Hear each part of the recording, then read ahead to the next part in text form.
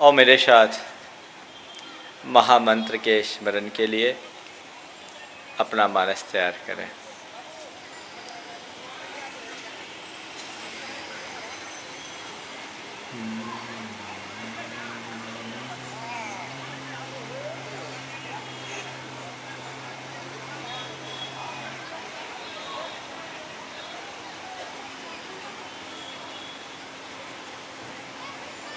नमो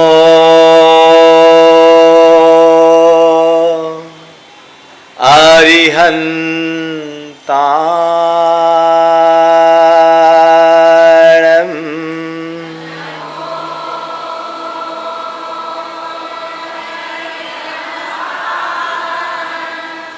नमो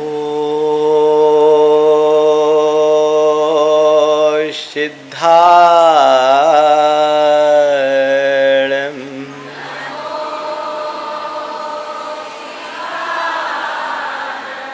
नमो आयर्याणं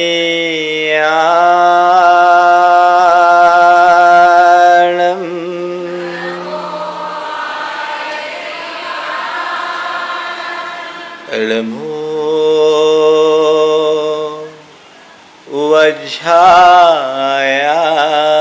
वज्रायाणं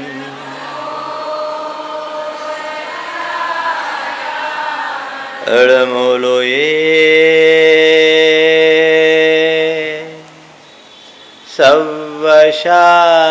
सवशाहुनं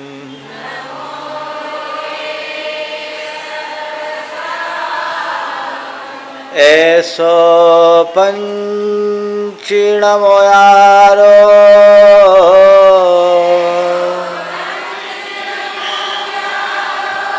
सौवपावपणाशनो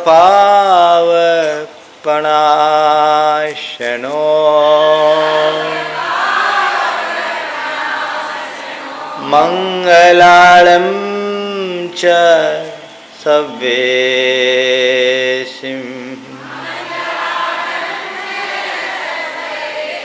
पढ़ मम होई मंगलम भोईजांकुरजनना रागाद्याक्षयमुपगता यस्य ब्रह्मा वा विष्णुर्वा हरो जिनो वा नमस्तस्मै नमस्तस्मै नमस्तस्मै नमो नमः। जय बोलो अहिंसा परमो धर्म की परम पूज्य आचार्य गुरुवर श्री विद्यासागर जी महाराज की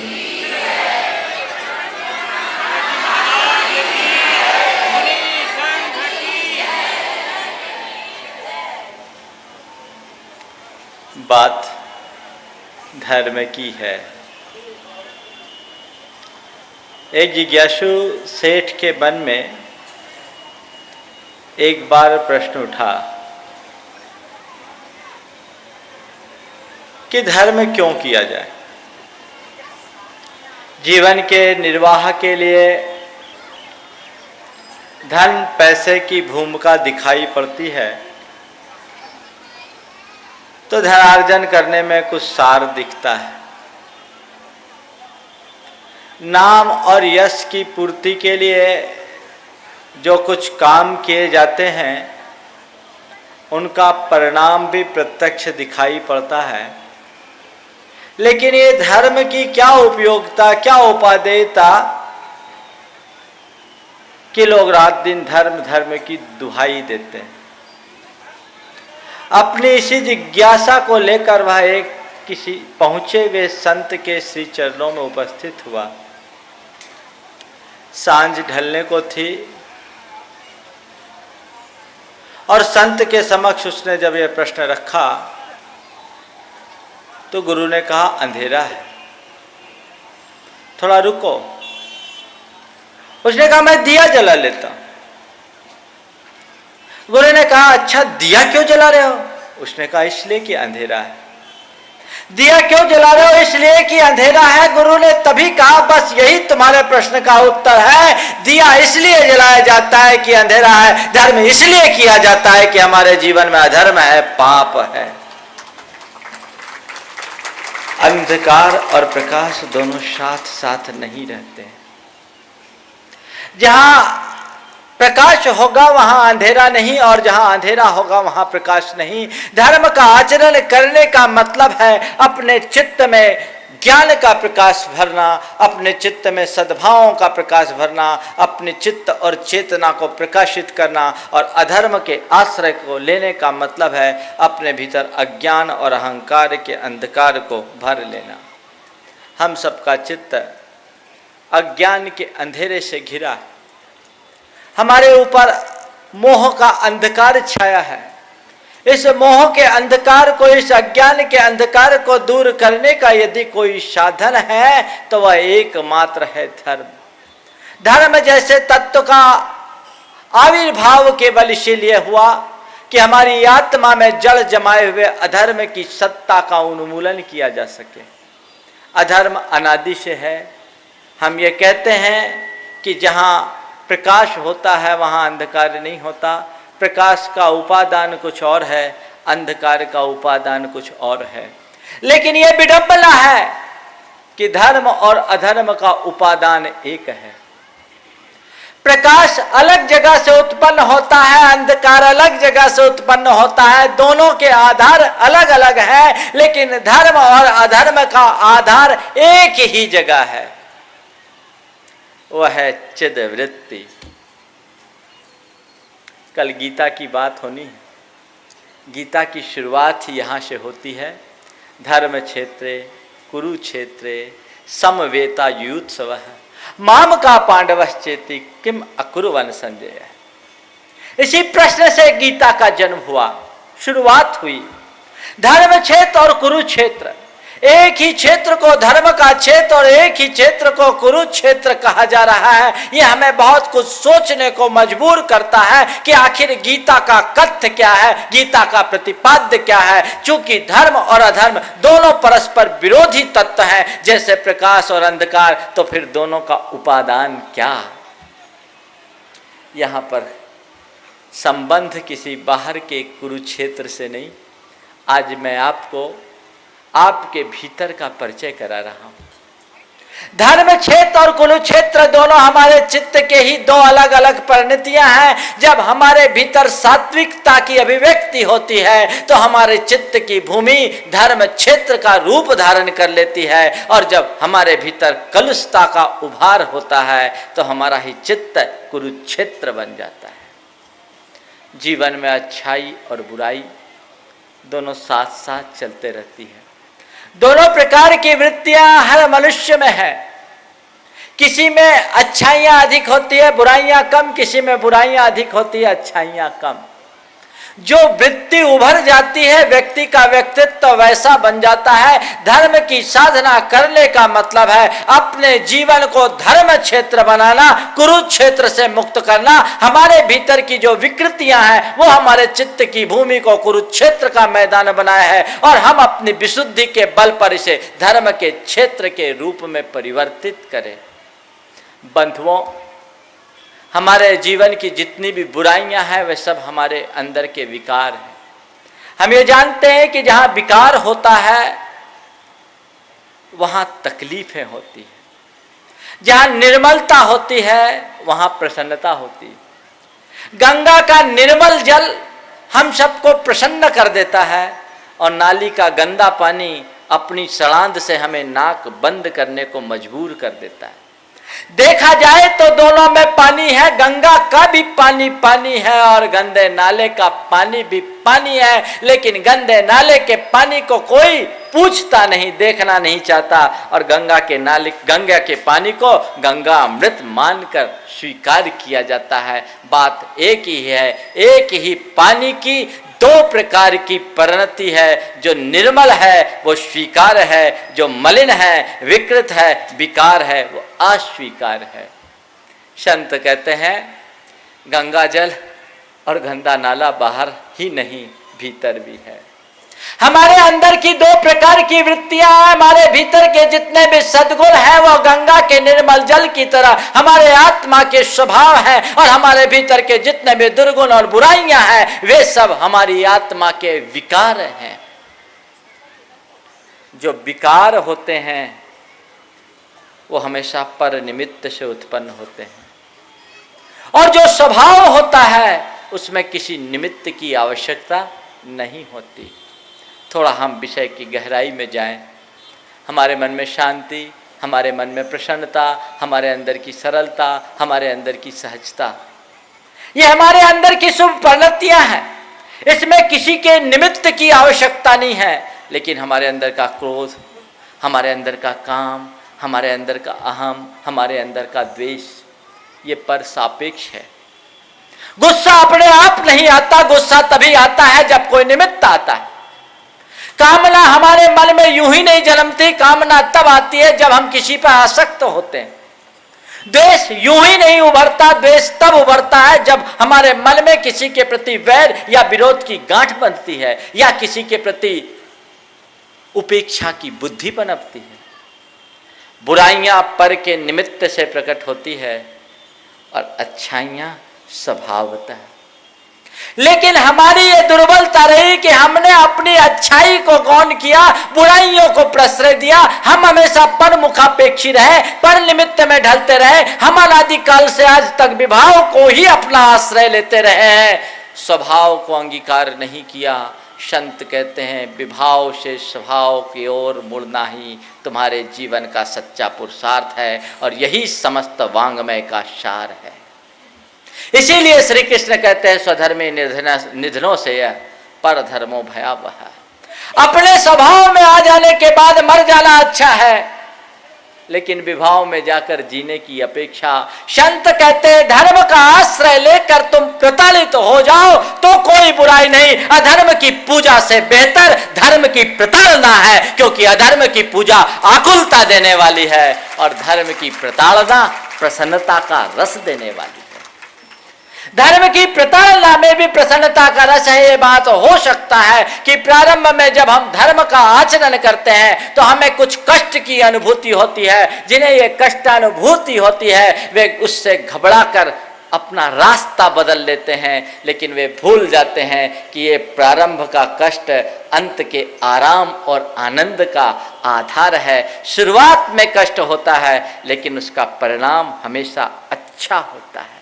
जो कष्ट को देख के घबराएंगे वे जीवन का उत्थान कभी नहीं कर पाएंगे, और जो कष्ट को सह लेते हैं वे कष्ट सहिष्णु हो जाते हैं। बंधुओं, पेड़ सर्दी गर्मी की बाधाओं को सहता है, धूप को सहता है, बरसात को सहता है, लेकिन सब कुछ को सह लेने के बाद पेड़ इतना समर्थ हो जाता है कि सबको छाया देता है। दूसरों को छाया वे ही दे पाते हैं जो खुद धूप को सहने की सामर्थ्य अर्जित करते हैं। वे ही संत होते हैं, वे ही महात्मा होते हैं, वे ही महापुरुष होते हैं। धर्म की आराधना वही विशुद्ध आराधना। हमने धर्म को देखा है उपासनाओं के माध्यम से, हमने धर्म को जाना है उसकी बाहरी क्रियाओं के माध्यम से। पर बंधुओं, हमारी धार्मिक मान्यताएं, हमारा धार्मिक विश्वास और हमारी ये विविध उपासनाएं ये धर्म का बाहरी रूप है। धर्म का वास्तविक रूप हमारे आध्यात्मिक चेतना का उद्भव है। धर्म का संबंध नितांत आध्यात्मिक है। धर्म करने का मतलब है अपने भीतर के विकारों के शोधन का सम्यक प्रयत्न करना, पुरुषार्थ करना, अपने विकारों के विजय के अभियान में जुट जाना, अपनी छिद्र वृत्ति को परिवर्तित करने का अनुष्ठान कर लेना, अपनी चेतना के रूपांतरण का विज्ञान सीख लेना, वो धर्माचरण है जो हमारे भीतर घटित होता है। हम उसे परिवर्तित करें। आज हमारे भीतर बहुत सारी बुराइयां हैं, उन बुराइयों से हमें जूझना होगा।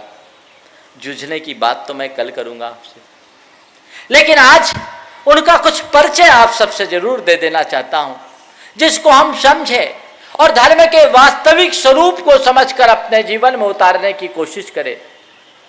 बंधुओं, एक ही बात मैं आप सबसे कहता हूं, बुराइयां भी हमारी अपनी हैं और हमारे अंदर की विशुद्धि भी हमारी अपनी ही परिणति। विशुद्धि के परिचय प्रश्रय से आनंद की अभिव्यक्ति होगी और बुराइयों की वृद्धि से आकुलता। हम देखें हम किसका अनुभव कर रहे हैं, आकुलता का कि आनंद का। यदि आकुलता है तो तय मानना हम बुराइयों की ओर अग्रसर है, और आनंदानुभूति हो रही है, प्रसन्नता हमारे हृदय में प्रकट हो रही है, तो समझ लेना हम विशुद्धि की ओर बढ़ रहे हैं। धर्म का आचरण करने का मतलब कुल इतना ही है, विकृति से विशुद्धि की ओर गतिशील होना, जो केवल मनुष्य कर सकता है। एक बार एक जगह भगवान की भक्ति हो रही थी।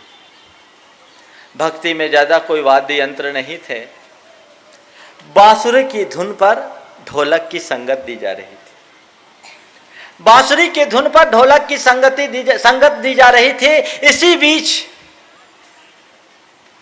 बांसुरी ने ढोलक से कहा, ढोलक ने बांसुरी से कहा, अरे बहन देखो तो लोगों का ये कैसा पक्षपात, अरे बहन देखो तो लोगों का ये कैसा पक्षपात। तू काली कलूटी भीतर से पोली, तुझमें 7-7 छेद, उसके बाद भी जो आता है तुझे अपने ओठों से लगा लेता है। तू काली कलूटी भीतर से पोली, तुझमें 7-7 छेद, फिर भी देखो ना लोगों का ये कैसा पक्षपात कि जो आता है तुझे अपने ओठों से लगा लेता है, और मैं इतना सुंदर सलोना सजा धजा, पर मुझे ओठों से लगाना तो दूर, जो आता है दोनों तरफ से मेरी धमाधम पिटाई करता है।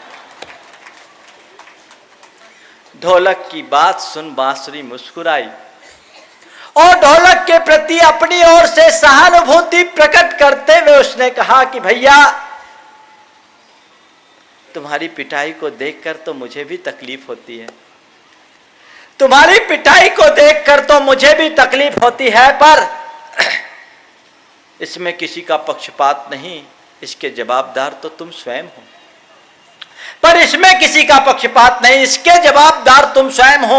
ढोलक एकदम तिलमिला गया, बोले ठीक तुम तो लोगों का पक्ष लोगे ही, क्योंकि लोग आदर जो देते हैं तुम्हें। बांसुरी ने कहा बात ऐसी नहीं है, इसमें किसी का पक्षपात नहीं, मैं अपनी बात को फिर से दोहरा रही हूं, इसमें दोषी तुम स्वयं हो। ढोलक ने कहा मैं कैसे दोषी हो गया? बांसुरी ने कहा जानते हो लोग मुझे अपने ओठों से क्यों लगाते हैं? जानते हो लोग मुझे अपने ओठों से क्यों लगाते हैं? जब मुझ में फूंक मारी जाती है तो मैं अपने पेट का सारा विकार अपने छिद्रों से बाहर निकाल देती हूं, परिणामतः मेरे भीतर से मधुर संगीत निकलता है और लोग मुझे अपने ओठों से लगा लेते हैं। और तुम हो कि अपना सारा विकार अपने पेट में भरे रखते हो, इसलिए दोनों तरफ से तुम्हारी ठुकाई होती। बंधुओं, यह तो एक प्रतीक है। जो बांसुरी बन गए वे महान हो गए, और जो अपने भीतर बुराइयों को रखे हैं वे सब ढोलक की तरह थपेड़े खा रहे हैं। आज तक का जीवन ढोलक की भांति जीवन रहा है। हमने अपने विकारों को जीता नहीं, जो विकारों को जीतते हैं वो भगवान होते हैं, और जो विकारों में जीते हैं वो संसार में फिरते रहते हैं। बंधुओं, हम में और भगवान में कोई अंतर नहीं। हम भगवान से जुड़े नहीं। भगवान हमारा ही अपना रूप है, या हम ही भगवान हैं। जब तक हम में विकार है हम संसारी हैं, हम आत्मा है। जब विकार खत्म हो गया तो हम ही परमात्मा हो जाएं। अभी हम जन हैं, जब अपने विकारों को जीत लेंगे तो जिन बन जाएंगे। जिन बनना यानी अपने विकारों को जीत लेना, अपने स्वभाव को उपलब्ध कर लेना। जैसे स्वर्ण पाषाण में स्वर्ण होता है, लेकिन उसके भीतर के स्वर्ण की अभिव्यक्ति तब तक नहीं होती जब तक उसे गला कर तपा कर उसकी कालिमा किट्टिमा को अलग नहीं किया जाता। स्वर्ण पाषाण की कालिमा किट्टिमा को एक बार अलग कर देने के बाद वह शुद्ध सोना बन जाता है, उसका स्वर्ण स्वरूप निखर उठता है और वह हम सबके गले का हार बन जाता है। बस यही स्थिति हमारी है। परमात्मा गले के हार हो गए, हम सब स्वर्ण पाषाण बने।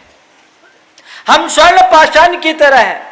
हम गले के हार बन सकते हैं बशर्ते हमारे आत्मा में, हमारे चित्त और चेतना में छाए हुए विकारों का हम शोधन करें। बंधुओं, धर्म पुरुषार्थ का मूल लक्ष्य विकारों का शोधन होना चाहिए। विकारों के शोधन के अभाव में किया गया धर्माचरण सार्थक नहीं।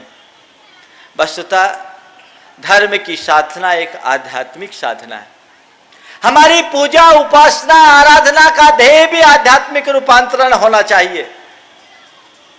लेकिन यह बड़ी मुश्किल है। हम बड़ी बड़ी आराधनाएं कर लेते हैं, बड़ी बड़ी साधनाएं कर लेते हैं, व्रत उपवास कर लेते हैं, सत्संग कर लेते हैं, तीर्थों में स्नान कर लेते हैं, अभिषेक कर लेते हैं, लेकिन हमारा मन जहां का तहां रहता है। संत कहते हैं तुम और कुछ करो या ना करो, अपने चित्त के शोधन के लिए सतत तत्पर रहो, क्योंकि इन सारे आलंबनों का उद्देश्य भी चित्त की शुद्धि है, और चित्त की शुद्धि के अभाव में किए गए सारे कार्य अर्थहीन होते हैं। जैसे कि कचरे के ढेर पर कोई सेंट उड़े ले तो सेंट भी कचरा बन जाता है, ऐसे ही हमारे चित्त में यदि विकृतियां और बुराइयां छाई रहे तो हमारे द्वारा की गई बड़ी बड़ी साधना और तपस्या भी अर्थहीन होते हैं। आज हर व्यक्ति का जीवन कुरुक्षेत्र का मैदान बना हुआ है।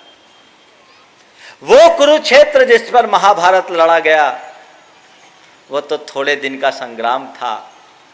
वहां भी खून बहा, बहुतों का बहा, पर थोड़े समय के लिए ही बहा। पर संत कहते अपने भीतर जब तुम झांक करके देखोगे तो तुम्हें लगेगा कि तुम्हारे भीतर के कुरुक्षेत्र का संग्राम तो अनादि से चल रहा है। जब से तुम्हारा अस्तित्व है तब से तुम्हारी चित्त की भूमि कुरुक्षेत्र का मैदान बनी हुई है, और मुश्किल यह है कि इसमें तुम्हारे आत्मा की हार हो रही है। कारण यही है कि हमारे भीतर जैसी धर्म दृष्टि विकसित होनी चाहिए, उस विकसित दृष्टि को हम हासिल नहीं कर पा रहे हैं, उस दृष्टि को हम उद्घाटित नहीं कर पा रहे हैं। हम धर्म से कदाचित जुड़ते भी हैं तो उसके उथले रूप में उसकी गहराई से जुड़ने की कोशिश नहीं करते। संत कहते हैं अपनी बुराइयों को जीतने का उपक्रम करो, अपनी दुर्बलताओं को दूर करने का प्रयत्न करो, जिससे जीवन की शाश्वत शांति को प्राप्त किया जा सके, जिससे जीवन की स्थायी प्रतिष्ठा को प्राप्त किया जा सके। बंधुओं, बड़ी बड़ी उपलब्धियां अर्जित कर लेना सरल है, लेकिन अपने भीतर की बुराई को जीतना बहुत मुश्किल है। मैंने महर्षि पराशर के विषय में पढ़ा, शायद ये घटना आप लोगों ने भी सुनी होगी। पराशर जो एक बहुत महान तपस्वी साधक थे, नौका से यात्रा कर रहे थे। नाव में नाव खेने वाली जो थी वो कोई नाविक नहीं, एक नाविका थी। वो थी एक सुंदरी रूपवती मत्स्यगंधा। वे नाव पर सवार होकर जा रहे थे। नाव में पराशर और मत्स्यगंधा के अतिरिक्त कोई तीसरा नहीं था। मत्स्यगंधा के मोहक रूप को देखकर पराशर जी का मन डोल गया और उन्होंने मत्स्यगंधा से कहा कि युवती तुम आओ, मेरे पास आओ, मेरे नजदीक आओ। युवती ने कहा कि यह कैसे होगा, आप एक पुरुष, मैं एक स्त्री, मैं आपके नजदीक ऐसे कैसे आऊंगी? यह एकांत का स्थान, कोई देख लिया तो? पराशर बहुत उतावले हो रहे थे। उन्होंने कहा दूर दूर तक कोई नहीं देख रहा है, यहां केवल मैं और तुम हो, हम दो के बीच कोई तीसरा नहीं है, तुम हमारे नजदीक आ जाओ। उस युवती ने कहा कि महर्षि, ये सच है कि कोई तीसरा नहीं, कोई नहीं देख रहा, पर और कोई न सही, ये सूरज तो देख रहा है, ये सूरज तो देख रहा है। पराशर जी का अभिमान एकदम उमड़ पड़ा। बोला तुमने मुझे आज तक पहचाना नहीं, तुमने मेरी शक्ति को अभी जाना नहीं। देखो ये सूरज अगर हमारे बीच में बाधक हो रहा है तो मैं इस सूरज को भी अलग कर देता हूं। और उनने कोई मंत्रोच्चार किया, कहते हैं बदलियां आई और सूरज भी ढक गया। और उन्होंने कहा देख लिया मेरे तप का तेज, मैं सूरज को भी तिरोहित करने में समर्थ हूं, मैं सूरज के प्रताप को भी नष्ट कर सकता हूं। जैसे ही उनने कहा तो मत्स्यगंधा ने उन पर व्यंग छोड़ते हुए कहा कि महर्षि मैंने सच में देख लिया तुम्हारे तपस्या का तेज। जो सूरज को भी प्रभाहीन कर सकता है वो अपने काम को प्रभाहीन नहीं कर सकता, काम का दास बन जाता। कहते हैं मत्स्यगंधा के उस प्रबोधन ने उन्हें झकझोर दिया। बंधुओं, ये हमारी एक दुर्बलता है। अच्छाइयों के लिए हमें बहुत प्रयत्न करना पड़ता है और बुराइयां सहज पनप जाती है। ये एक सहज वृत्ति है।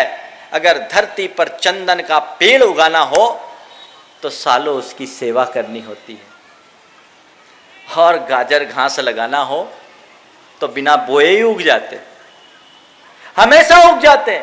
गाजर घास को उगाने के लिए किसी अतिरिक्त प्रयत्न की आवश्यकता नहीं होती, पर चंदन के वृक्ष को लगाने के लिए बहुत प्रयत्न करनी होती है। संत कहते हैं यही स्थिति हमारे चित्त के साथ है। अच्छाइयों के आरोपण में बहुत प्रयास करना पड़ता है और बुराइयां तो सहज प्रकट होने लगती है। जन्म जन्मांतरों से हम बुराइयों से दबे रहे हैं, बुराइयों के शिकार रहे हैं, बुराइयों के से प्रभावित होते रहे हैं।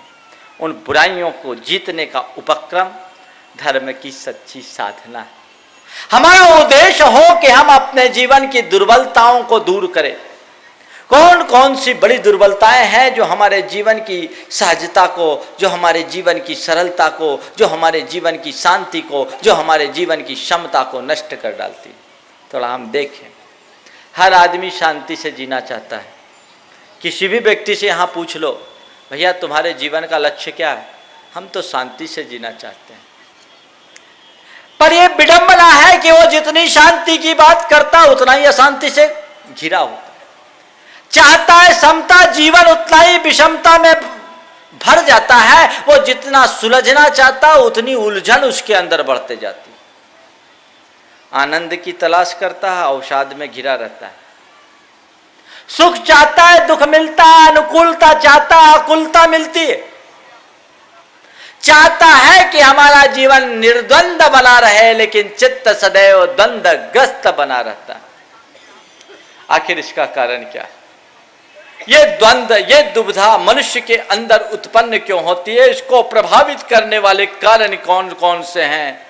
बंधुओं, वे प्रमुख कारण हैं क्रोध, चिंता, ईर्ष्या, तृष्णा और अहम।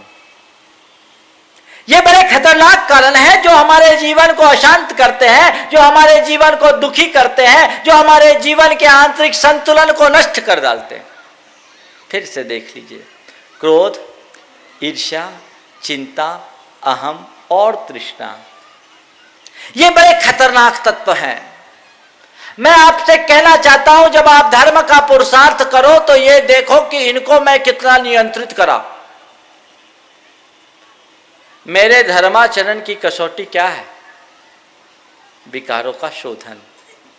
हमने अपने क्रोध को कितना नियंत्रित किया, हमने अंदर की ईर्ष्या को कितना शांत किया, हमने अपनी चिंताओं को कितना शांत किया, कम किया, हमने अपने अहम को कितना नियंत्रण में लिया, और हमने अपनी तृष्णा की कितनी सीमा बांधी। ये ऐसे विकार हैं जो मनुष्य को उलझा के रखते हैं। आज व्यक्ति से जब कभी भी कहा जाए वो अपने विषय में विचार करता है तो ये सोचता है मैं अमुक के कारण दुखी हूँ, वो मुझे परेशान कर रहा है, मेरे जीवन में ये कमी है इसलिए मैं परेशान हो रहा हूँ, ये मेरी आकुलता का कारण है, ये मेरे दुख का कारण है। इस तरह की तरह तरह की बातें वो करता है और उसकी सारी बातें पर निमित्तों को देखती है। संत कहते हैं दूसरा कोई हमें दुखी करने वाला नहीं है, हमारे अंदर का सारा दुख हमारी अपनी अज्ञान जन्य मानसिकता से प्रकट होता है। ये क्रोधादि विकार उसी की परिणति है। सबसे पहला है क्रोध, जो हमारे बोध को नष्ट कर दे। बहुत बड़ी दुर्बलता है। संसार में शायद ही कोई ऐसा प्राणी होगा जो क्रोध से बचा हो।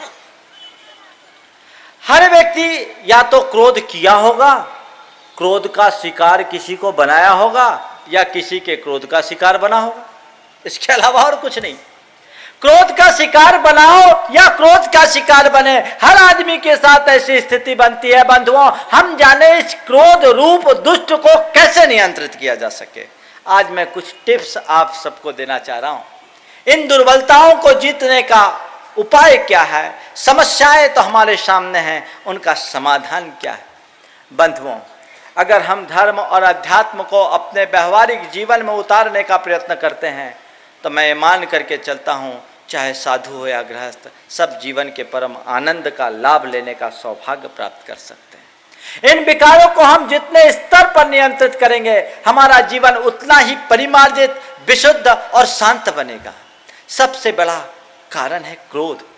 क्रोध एक प्रकार का भावनात्मक आवेग है जो हमारे चित्त को अस्थिर बना देता है। उस समय हमारा नियंत्रण अपने आप पर नहीं रहता, कहते आपे से बाहर हो जाता है। आपे से बाहर होने का मतलब है क्रोध ऐसा आवेग है जो हमारे मनोमस्तिष्क को चंचल बना देता है, नियंत्रण शून्य बना देता है। ऐसा कहा जाता है क्रोध की शुरुआत अविवेक से होती है और उसका अंत पश्चाताप से।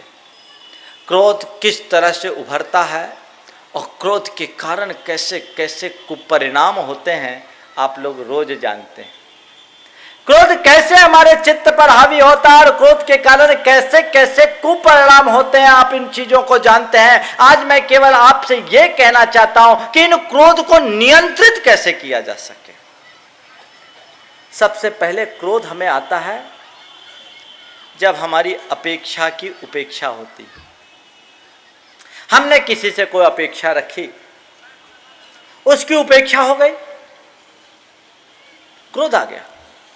कोई आदमी आज यहां आया सभा में, यह सोच करके आया कि भाई मुझे कार्ड दिया गया, अखौरी जी और महेश्वरी जी ने आकर के कार्ड, ढालमिया जी ने कार्ड दिया था, मुझे बुलाया है, स्पेशली बुलाया है, ठीक है चलूँगा, मुझे आगे बैठने की व्यवस्था होगी। भाई साहब आए लेट, कार्यक्रम चालू हो गया, देख नहीं पाए, तो प्रवचन का आनंद लेना तो एक तरफ, बड़े दुष्ट लोग हैं, बुला तो लेते हैं, पूछते तक नहीं, आ गया क्रोध। यह एक उदाहरण। किसी के प्रति मन में कोई अपेक्षा जगी और उसकी उपेक्षा हुई, क्रोध आ जाता है। अपेक्षा की उपेक्षा से क्रोध आता है, पर आए ये कोई जरूरी नहीं। कब आता है क्रोध? जब हमारा चिंतन असमग्र हो जाता है, जब हम केवल अपनी दृष्टि से देखते हैं, सामने वाले की दृष्टि से नहीं देखते। आप यहां से दिल्ली जा रहे हैं, दिल्ली में आपका कोई मित्र है, आपने उसको फोन किया, भाई मैं आ रहा हूं, बिल्कुल आइएगा, मेरे ही घर ठहरिएगा, आपके लिए गाड़ी स्टेशन पर मिलेगी। आप भी सोच रहे भैया वो मेरे गया आया था तो मैंने उसका 8 दिन तक बहुत बढ़िया सत्कार किया था, वहाँ मेरे बहुत अच्छे मित्र हैं, अब तो मुझे दिल्ली में जाने के बाद कोई चिंता करने की जरूरत नहीं है, वहाँ गाड़ी मिलेगी, मैं जाऊंगा सीधे गाड़ी पर सवार होऊंगा और अपना काम कर लूंगा। आप वहाँ गए स्टेशन में, सब नदारत, वहाँ कोई नहीं, ना कोई गाड़ी ना कोई रिसीव करने वाला, आग लग गई। अरे दुनिया बड़ी स्वार्थी है, मतलबी दुनिया है, कोई सब अपना मतलब होता है तो होता है, अरे कम से कम कह देता तो मैं कोई दूसरा इंतजाम तो कर लेता। मन में आ रहा है कि नहीं आज तो उसके घर जाना ही नहीं, होटल में ठहर जाऊं। मन में एक द्वंद्व आ गया, क्रोध उत्पन्न हुआ। क्रोध जहां होगा वहां द्वंद्व तो होगा ही, सबसे बड़ा द्वंद्व तो क्रोध है। फिर भी मन मला करके चले गए। जब आप उसके घर गए तो घर देखने के बाद देखते हैं कि वो हॉस्पिटल से आ रहा। क्यों भाई क्या बात हो गई, कहाँ से चले? बोले क्या बताऊं, सुबह से मेरे पिताजी को हार्ट की प्रॉब्लम आ गई थी, अभी उनको आईसीयू में भर्ती कर करके आया हूं, माफ करना मैं तुझे फोन नहीं कर पाया। क्या निकला? सामने वाले की कोई गलती नहीं, पर हमारे एकांगी चिंतन ने हमारे अंदर आग लगा दिया। हमने अपने अंदर अपेक्षा पाली और उस अपेक्षा की थोड़ी सी भी उपेक्षा हुई, हम उसे पचा नहीं पाए, हम उसे बर्दाश्त नहीं कर पाए। इसलिए इसका परिणाम ऐसा हो गया कि अपेक्षा की उपेक्षा हुई, हम बर्दाश्त नहीं कर पाए। संत कहते हैं जहाँ अपेक्षा रखोगे वहाँ उपेक्षा होगी ही होगी, लेकिन इस अपेक्षा की उपेक्षा को एक आदमी है जो बर्दाश्त कर लेता है और एक आदमी है जो बर्दाश्त नहीं कर पाता। जिसका चिंतन व्यापक होता है वो बर्दाश्त कर लेता है, जिसका चिंतन एकांगी होता है वो कभी बर्दाश्त नहीं कर पाता। बंधुओं, क्रोध से अपने आप को बचाना चाहते हो तो हमेशा सकारात्मक सोचिए, उल्टे की सीधी व्याख्या करना सीख जाइए। जब कभी कोई अनिष्ट और प्रतिकूल निमित्त आए उसकी व्याख्या अनुकूल कर लो। आपने ये सोचा कि सामने वाला मेरा सत्कार करेगा, नहीं आया, अरे भाई जरूर उसको कोई दिक्कत हो गई होगी, वो कहीं व्यस्त हो गया होगा, कहीं ना कहीं कुछ ना कुछ कमी रह गई होगी इसलिए नहीं आया। नहीं तो मैं जानता हूं वो तो हर दिल अजीज आदमी है, मेरा तो बहुत ही बहुत आत्मीय है, उसके प्रति गुस्सा नहीं आ सकता। लेकिन आदमी आजकल सीधा कम सोचता है, उल्टा ज्यादा। कहते हैं ना उल्टी खोपड़ी है, कभी कभी किसी किसी को बोल दिया जाता है ना उल्टी खोपड़ी। एक भी आदमी दुनिया में नहीं मिलेगा जिसकी खोपड़ी उल्टी हो, मिला है क्या? एक भी आदमी दुनिया में ऐसा नहीं है जिसकी खोपड़ी उल्टी है। फिर भी उल्टी खोपड़ी वाले ढेर हैं। उल्टी खोपड़ी का मतलब क्या? जिसकी सोच उल्टी है वो उल्टी खोपड़ी है। सोच की का उलट जाना ही उल्टी खोपड़ी हो जाना है। उल्टी सोच होगी तो विकार आएंगे। अगर उस समय सकारात्मकता हमारे अंदर आ जाए तो किसी भी प्रकार की अपेक्षा की उपेक्षा हो जाए, अनिष्ट हो जाए, हम उसमें भी इष्ट ढूंढ लेंगे। अनिष्ट में इष्ट ढूंढना शुरू कीजिए, उल्टे की सीधी व्याख्या करने की कोशिश कीजिए और प्रतिकूल में भी अनुकूल को तलाशने की कला अपना लीजिए, क्रोध नहीं आएगा। बंधुओं, मैं देखता हूं कि कई बार लोगों के सामने परिस्थितियां कुछ ऐसी बन जाती है जिनमें जीना उनकी मजबूरी होती, उसे टाल नहीं सकते। अब एक आदमी है जो उनमें घुट घुट करके जी रहा है और एक आदमी है जो उसमें भी प्रसन्नता से जी रहा है। समझदार किसे कहोगे? घुट घुट करके जीने वाला आदमी अपनी जिंदगी को यूं ही बर्बाद कर देगा और उसे समझदारी से जीने वाला व्यक्ति अपनी जिंदगी का आनंद ले लेगा। बंधुओं, हम ये जीवन मिला है, ये हमारे ऊपर है कि हम अपने जीवन को धुंधाते हुए जीते हैं या ज्योति की तरह जगमगाते हुए जीते हैं। स्थिति तो हमारे साथ है। कुछ लोग हैं जो धुएं की तरह धुआं उड़ाते रहते हैं, उस तरीके से जीते हैं, और कुछ लोग हैं जो स्वयं ज्योतिर होते हैं, प्रकाशित करते जाते हैं, उस तरीके से जीते हैं। हम कैसे जीते हैं ये हम पर निर्भर है, हम किस तरह से जिए। संत कहते हैं कैसी भी ऐसी स्थिति आए घबराओ मत, भुन भुनाते हुए मत जियो, गुनगुनाते हुए जियो। कुछ लोग हैं जो भुनभुनाते रहते हैं, कुछ हुआ नहीं शुरू, कुछ हुआ नहीं शुरू। ऐसे लोग बड़े दुराग्रही होते हैं, इनका चिंतन नकारात्मक होता है। बुरे में से अच्छा निकालना तो बहुत दूर की बात है, ये अच्छे में भी बुरे निकालते हैं, अच्छाई में भी बुराई निकालते हैं, उनको अच्छाइयां दिखती नहीं। ऐसे लोग दोष निष्कासन निष्णात होते हैं। उनकी स्थिति प्रूफ रीडर की तरह होती है, किताब के पाठक की तरह नहीं। प्रूफ रीडर्स को आपने देखा?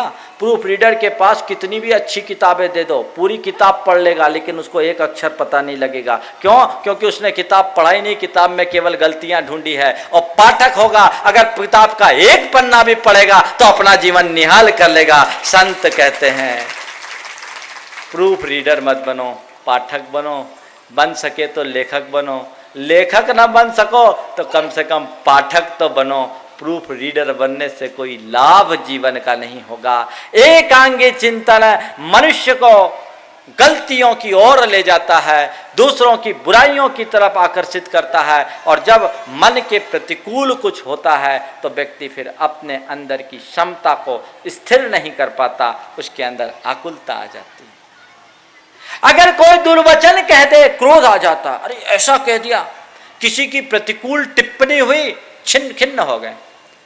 अगर ऐसे समय में भी व्यक्ति सही दृष्टि रखने वाला हो तो प्रतिकूल से प्रतिकूल टिप्पणी को भी बहुत सहजता से स्वीकार लेता है, प्रतिकूल से प्रतिकूल टिप्पणी को भी बहुत सहजता से स्वीकार लेता है। हमारे गुरु महाराज एक बार विहार कर रहे थे, रास्ते में एक बच्चे ने कहा, ए नंगा, ए लुच्चा। लोग जो साथ में चल रहे थे उनको बड़ा बुरा लगा, सब ने उस बच्चे को पकड़ लिया, क्या बकते हो। गुरु महाराज ने रास्ते में टोकते हुए कहा कि क्यों कर रहे हो, ये सही तो बोल रहा है, क्यों रोक रहे इसको, सही तो बोल रहा है, मैं नग्न हूं इसलिए मुझे नंगा कह रहा है, और मैं केस लोच करता हूं इसलिए लुच्चा कह रहा है, क्या बुरा है। दृष्टिकोण हो तो व्यक्ति कैसा भी क्रोध का कारण आए क्रोध नहीं कर सकता। हम कहते हैं कि उसने हमें गुस्सा दिला दिया, गुस्सा सामने वाला नहीं दिलाता, गुस्सा तो हम खुद होते हैं, आरोप दूसरे पर मढ़ते हैं। इसलिए अपने सोच को पॉजिटिव बनाइए, समग्रता से देखने की कोशिश कीजिए, हर चीज को समग्रता से देखने की कोशिश कीजिए। आप अपने दुकान से या दफ्तर से घर आए, पत्नी ने आके आपकी माँ की शिकायत करना शुरू कर दी, देखिए आपकी अनुपस्थिति में माँ ने ऐसा कर दिया, वैसा कर दिया, ऐसा कर दिया, वैसा कर दिया। आपने पत्नी की बात सुनी और सीधे जाकर माँ पर फायर हो गए। अरे आपने ये नहीं सोचा कि पत्नी ने जो कहा है उसमें कितना % सही है, कितना % गलत है। मैं एक बात कह देता हूं, पत्नियों की बातों में कम से कम 10 का भाग दे दिया करो, हिसाब से काम करो, कितना सही है कितना गलत है। अरे माँ से पूछो, माँ की बात को समझो, फिर तटस्थ भाव से उसको देखो, तब काम चलेगा। कई बार ऐसी स्थिति होती है, असमग्र दृष्टि व्यक्ति को अनिर्णय की स्थिति में ले आती है, और ऐसे समय में व्यक्ति की बुद्धि हमेशा गलत दिशा में चली जाती है। इसको रोकिए, ये जीवन को आगे बढ़ाने में बहुत सहायक है। सकारात्मक देखिए, और यदि कोई ऐसी स्थिति हो तो थोड़ा सा विनोद के लहजे में लेने की कोशिश कीजिए। विनोद के लहजे में कोई क्रोध कर रहा है, क्रोधपूर्ण बात भी कर रहा है, तो उसको लाइटली लीजिए, ओवरलुक करने का प्रयास कीजिए। लोगों को थोड़ी थोड़ी बातें पिंच कर जाती है। कुछ लोग जरूरत से ज्यादा सेंसिटिव होते हैं, और जो लोग जरूरत से ज्यादा सेंसिटिव होते हैं वो खुद से परेशान होते हैं, दूसरों से नहीं। किसी ने कुछ कहा, बात लग गई, अरे बात लगने से क्या मतलब, वो तो कहकर चला गया, आग हमारे भीतर लग गई। उसको हम पचाने की सामर्थ्य अपने अंदर विकसित कर ले तो कोई हमें कभी भी विचलित नहीं कर सकता, आनंद ला सकते हैं। बंधुओं, क्रोध भरी स्थिति आए तो अपने जीवन को व्यवस्थित तरीके से आगे बढ़ाया जा सकता है। सबसे बड़ा एक सूत्र है, वह है सकारात्मक सोच। अपनी सोच को पॉजिटिव बनाइए। जिस मनुष्य की पॉजिटिविटी जितनी अधिक बढ़ती है उसके अंदर की क्षमता उतनी अधिक बढ़ जाती है, और जिसकी क्षमता जितनी अधिक बढ़ती है उसकी आत्म क्षमता भी आपोआप बढ़ जाती है। पॉजिटिविटी को बढ़ाइए, हर चीज में आनंदित रहिए। एक शहर के कॉलोनी में एक 9 दंपति आए, तो 9 दंपति दोनों रहते थे। अब उस घर में कभी आपस में खटपट की बात नहीं, पति पत्नी दोनों।